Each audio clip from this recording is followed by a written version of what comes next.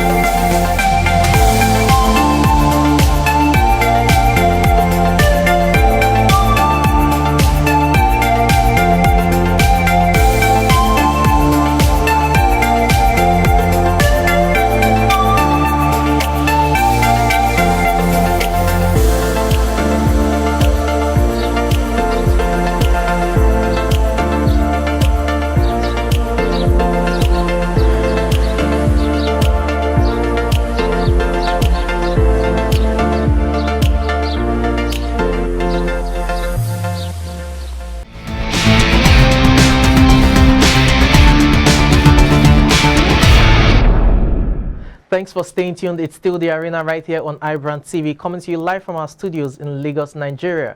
Now, I'm alone in the studio, but I'm not doing this alone. My guest is Aziz Oluyokwani. He joins me over the phone. Aziz, welcome to the show.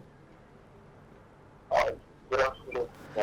Yeah, let's talk about the African Cup of Nations. It's, 6 days away, and we're all anticipating, hoping that the very best of national team football will be on display in Cameroon, where after several postponements, it's finally here, talking about the event taking place in Cameroon. Remember, they were meant to host in 2019. That couldn't happen, and Egypt had to host. There, in 2020, you had a pandemic. 2021, it was also moved into 2022, the new year. So here we have it. The Super Eagles of Nigeria, let's start from home. Charity begins at home, Aziz.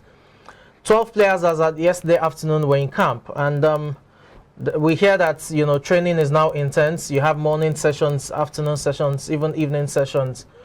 What do you think about the team thus far, before I read out the names of the players in camp? Hello, Aziz. Hello. Okay, there should be some telecommunication challenges over there, but we'll probably get across to Aziz as quickly as possible. Now, let's delve into the team list of the players who were in camp as of yesterday afternoon, talking about the Super Eagles of Nigeria. Remember, there were just 6 players in camp at some point, but now, as of yesterday afternoon or evening, the number had swollen, had risen to 12, I beg your pardon. And quickly, I run through the list. You have Moses Simon in camp, Francis Uzoho is in camp, Zaidu Samuel as well, Henry Onyekuru. Remember, Henry Onyekuru is the replacement for Victor Osimhen. He is also in camp. You also have Peter Olayinka, who is in camp as well. There's Peter Olayinka is also one of the late replacements, and he makes his appearance with Super Eagles, talking about the African Cup of Nations. You have Chidozie Awaziem in camp as well. There's Chidera Ejuku, I beg your pardon, Daniel Akpeyi, Sadiq Umar, and Olise Nda. These are the players in camp. You also have John Noble, who is the only home-based player in camp, talking about Eyimba Football Club. That's where he plays his trade. And you also have Taiwo Awoniyi in camp. Aziz, are you there? Yeah, it happens. It's quite understandable. So I just read out the names of the players in camp, and the Super Eagles now have, as of yesterday evening, had 12 players in camp. Talking about the Super Eagles camp. What do you make of these? Really, at some point there were just 6 players. Hello. Did you hear me? Hello. Yes. Yes. Okay. Okay. I said that we now, as of yesterday evening, we had 12 players in camp. Before it was just 6 players, now 12.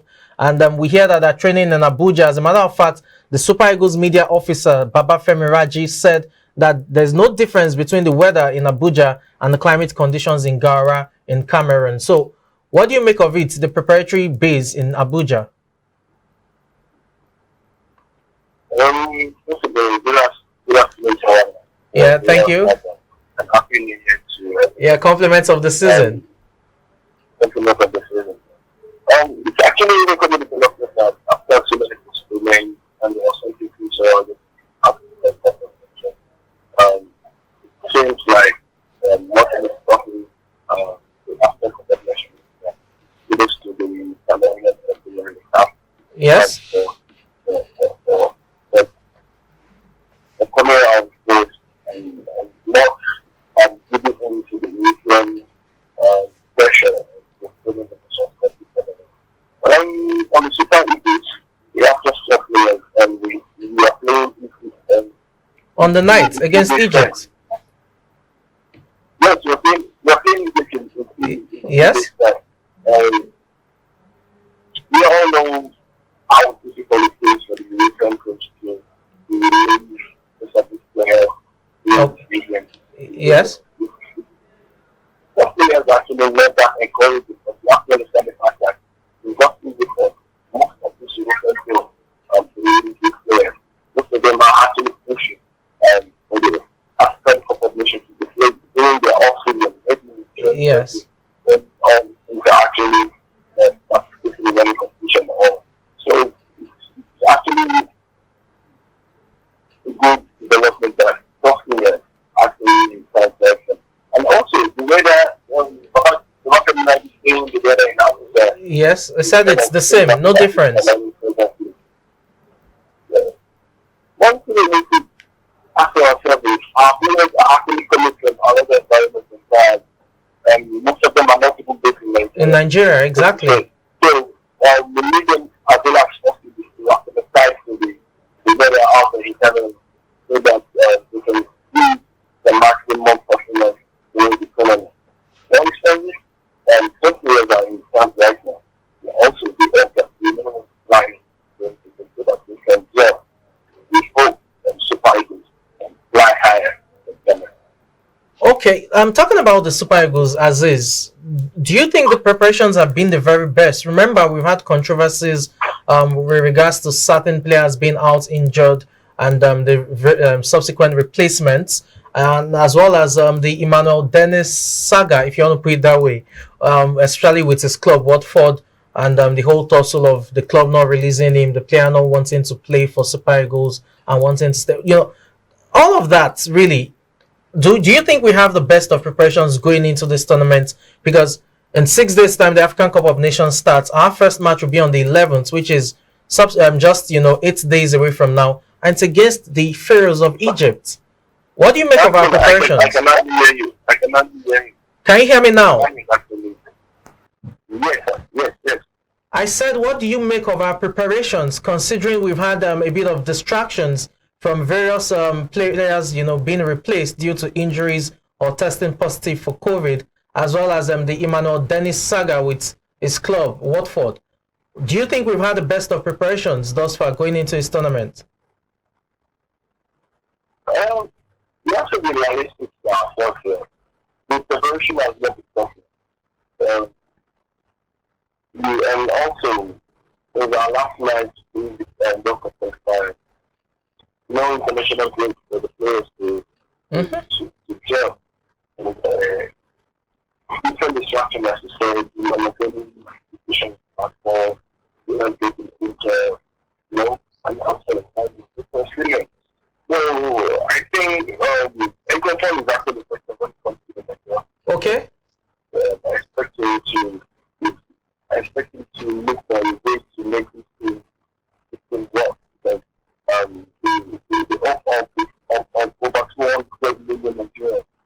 Yes.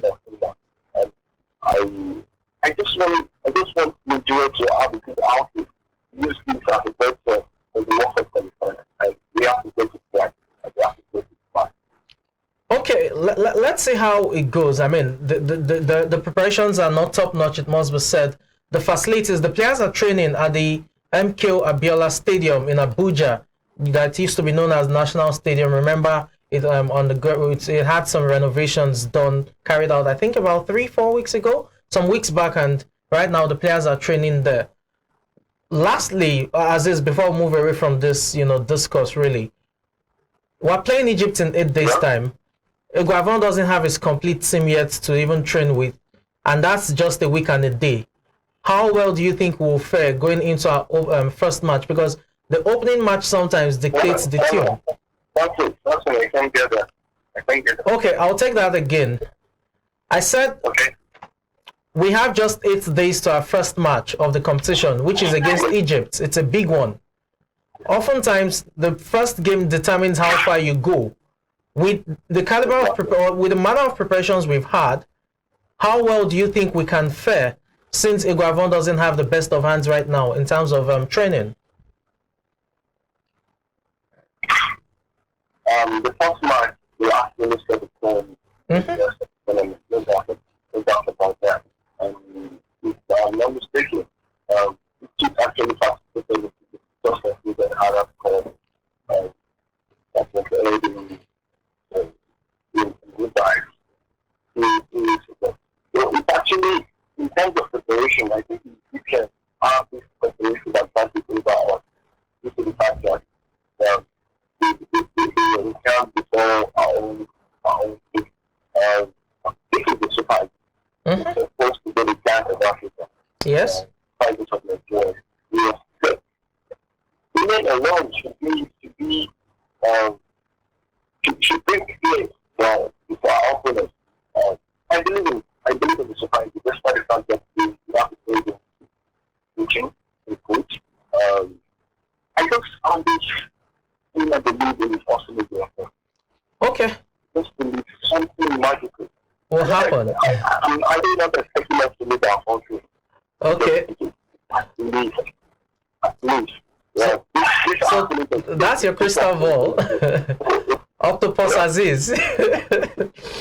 Okay, well, let's just hope that the Super Eagles of Nigeria really makes us proud. The preparations haven't been top notch, but we hope for the best. The media officer of the Super Eagles, Babafemi Raji, also disclosed that the team would depart Abuja for Cameroon on the 5th of January. That's in 2 days' time. He said it's going to even be a night flight, so we should expect the Eagles to touch down in Cameroon. It's just a 45 minutes duration, talking about the journey from Abuja to Gara in Cameroon, where the Super Eagles will be based and will play Egypt. And on the 11th of January, let's wish them the very best. We're still talking African Cup of Nations, but now let's talk about Senegal. Senegal and Watford, the English club, are in a bit of back and forth regards to the availability of Ismail Assar. Remember Ismail Assar, that very dashing winger, promising young lad, just about 23 years old, a very key component of the Senegalese attacking unit. And now he will not be going to the African Cup of Nations because Watford are claiming that the player is injured and has not recovered properly, while Senegal are accusing Watford of holding back. Now, this is reminiscent of Nigeria's tussle with Watford regards Emmanuel Dennis. Aziz, it's almost like deja vu once again. What do you think? Yeah, that's what I was wanting to invest in umpiring for the African competition. Yes. I'm actually looking at things from the point of view of well. From the point of view of the fact that Watford has been using nothing less than 4 to 5 star players. Yes. Holding and they'll be moving his airport. They are also moving to Morocco and also England those guys. And now, and they're also battling relegation. They've lost 6 successive games. Yes. Actually, they've lost 6 games. They're literally on the trot. Them over the weekend. So they are trying to play politics, and I like the fact that Senegal actually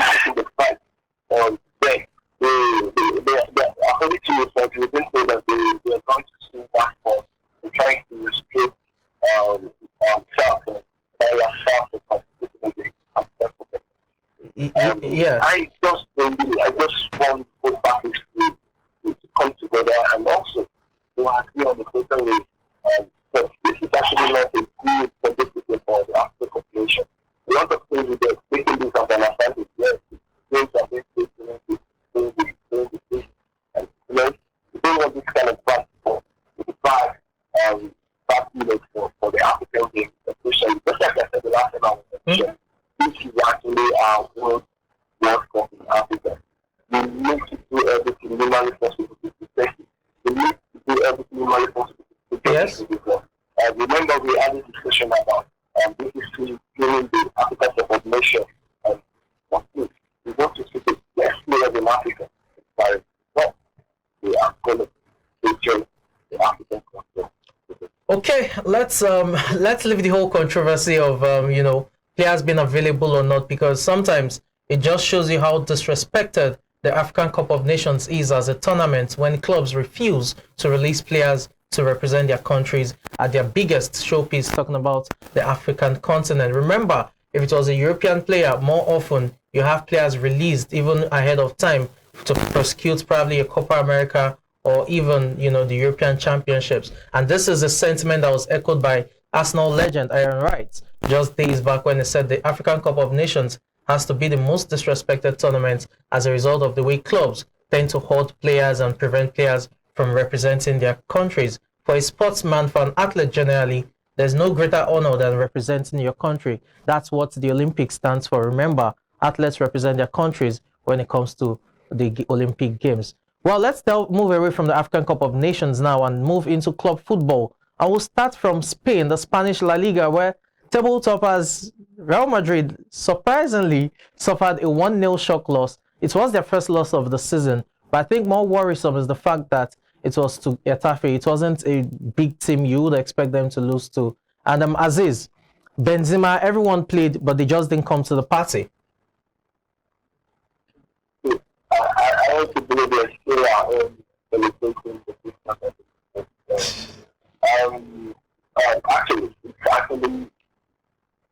This is actually the fourth game of the year. Yes. It's so surprising they couldn't get it done. The first one, this is the first time they still I think it's 2012. Yes. First loss of the season as well for for Real Madrid. Exactly. So, and you could see from the post match into the Jaffa absolutely watching. Both players were actually substituted in the first half of the game. Yes. The basket being one of them. So it was actually a shambolic performance from the women. They expected them to come to the party. And they didn't. Okay, let's talk about the Premier League, because before we go on this break, we still have to talk about the Premier League. And the big one was yesterday, Chelsea against Liverpool. And then for Jurgen Klopp's men, it's not a good one right now because they've stumbled in the race for the Premier League title. It was meant to be a two-horse race between Liverpool and Manchester City. But as it is, Pep Guardiola's men are running away with the title. And as Virgil van Dijk said, it's a City's title to lose. 2 goals up, Sadio Mane and Salah, regular suspects. But Chelsea clawed back with 2 goals within 3 minutes. What do you make of the match, especially since Chelsea were dealing with the Lukaku fallout of that interview? 3 minutes before the kickoff, yes, we asked for the kickoff when we spotted that Lukaku wasn't the match day. A lot of people actually expected Liverpool to actually capitalize on the fallout. Okay. It was actually a typical promotion game, typically real life English was involving 2 players, 2 players actually pushing out for the club.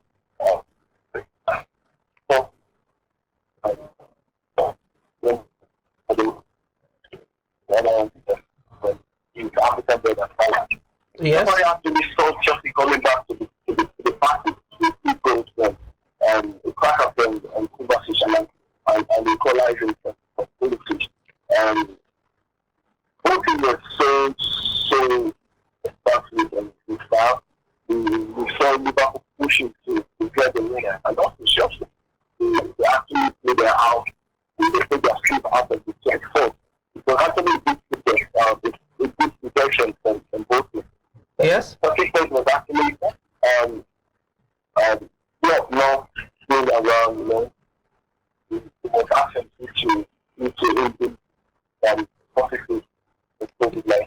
Yes. Wishing you people to do that. And also, that is what actually happened. It was also in there. Definitely. It was not there. But we actually missing, they're missing most of their first team, some of their first team players on the Chelsea, and they had, Peter wasn't there, James wasn't there also. It was actually a good game. A good game of football.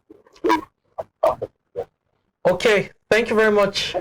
Aziz, I have to interrupt you due to time constraints. We'll have to go on a break right now. And when we return, we'll be talking about some business when it comes to the sports.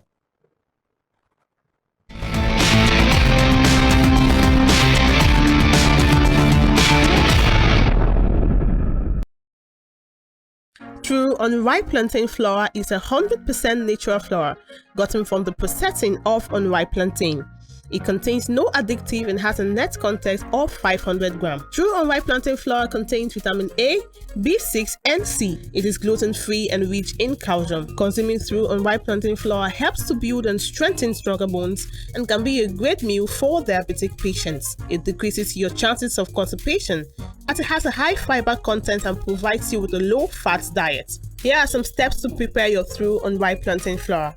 Firstly, mix true unripe plantain flour with hot water in a pot and gradually add water till you achieve desired thickness. Place over medium heat and turn very well for 4 to 5 minutes to get the right texture. Mold into a ball and place in a bowl and allow to cool. Serve with your choice of soup. True unripe plantain flour can be eaten with any variety of soup, be it your ofe oha, ofe onugbu, gbegiri, ewedu, or your miyan kuka. To get your true unripe plantain flour, contact us at 12 Olowera Isheri Road by First Welder bus stop off Omole Phase 2, Olowera, Lagos, Nigeria, or call 070-6663-8213 or 081-6397-4447. Distributors are needed.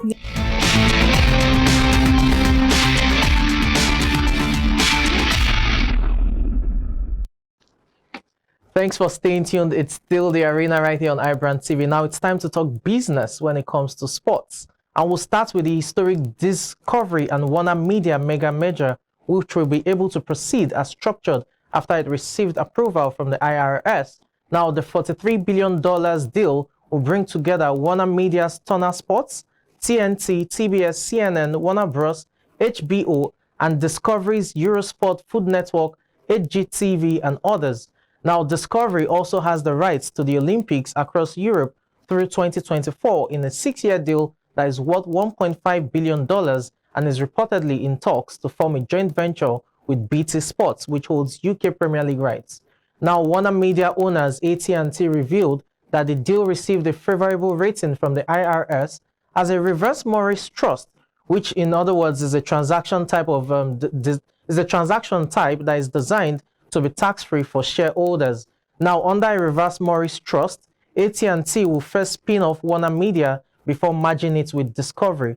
To remain tax-exempt, AT&T shareholders must retain a majority stake in the company, and as currently structured, they'll receive 71% of the new company's shares and also be able to name 7 of the 13 board members. So when it comes to the deal, it's quite favorable. You also have Discovery CEO David Zausov and CFO Gunnar Wendespels, who will run the new company, I beg your pardon. Now, if completed, the combined entity will be worth around $130 billion and will hold the broadcast rights to the NBA, the NHL, as well as the Olympics.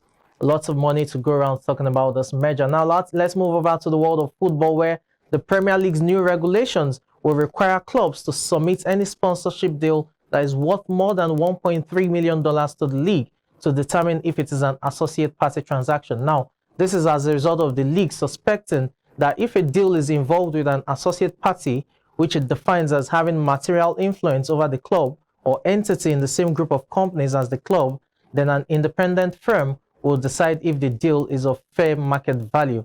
Now, clubs will be required to submit their sponsorship deals dating back to 2016 by January 11th, which is just 8 days from now. And as you can expect, Newcastle United and Manchester City have both voiced their oppositions to these new regulations. And the league's decision to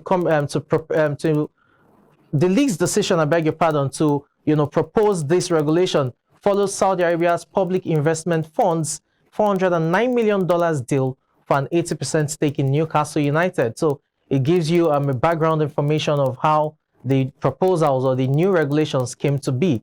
In an emergency meeting in October, clubs voted to block Newcastle United from signing other lucrative deals. Although the vote was temporary, talking about the block, it's a temporary amendment was also passed that month that banned other party transactions. Now, in November, Premier League chairman Gary Hoffman announced they will resign in January, and this was partially due to the ongoing scrutiny of Newcastle United's takeover. So the Premier League is trying to clamp down hard on third-party interest, and let's see if this will affect Newcastle United. And it's quite understandable that Manchester City and Newcastle United are the ones opposing this. Remember, the regulation says they will have to submit their financial records from way back to 2016 by January 11th, which I'm sure Man City will definitely not like at this point in time. Remember, they also have Sheikh Mansour as their backup, talking about the financial muscle behind Manchester City's spending. Now, let's still talk about Premier League football. Chelsea have reported its full-year earnings, recording a post-tax loss of $196.4 million for this fiscal year that ended in June 30th, 2021. Now, the year prior, Chelsea posted $49 million in profit, and the club attributes the loss to matches taking place behind closed doors, as well as decreased profit on player sales and increased player amortization. Now, remember, that's about the pandemic. Stadiums were not open for fans to trip in. So in terms of great receipts, club didn't make money. Match day income fell $62 million to $9.7 million. And mind you, Chelsea is not the only European super club that reported losses during the pandemic as well. You also have Juventus, who lost $246.6 million, with revenue declining 60% year over year to $565 million. And you have Manchester United as well, who posted $126.8 million in the losses for the year. So Chelsea's broadcasting revenue, though, grew from $246 million to $369 million. And that's thanks to the delayed 2019-2020 season, as well as the club's success in the Champions League, where they defeated Manchester City in the final last summer. And that's how much we can take on today's edition of the show. I'm Samson Olede. Thank you so much to your production crew. To Aziz Oluyokun, who joined me over the phone, couldn't make it down to his studio, but was still able to connect with me over the phone. Thank you so much. To you, our viewers, I say it all the time, you guys are the real MVP and you make it count. Thank you so much. Please do join us tomorrow, as we'll be giving you a preview of various teams at the African Cup of Nations, where it will be 5 days from tomorrow to the African Cup of Nations. Do have a great day. I'm Samson Olede.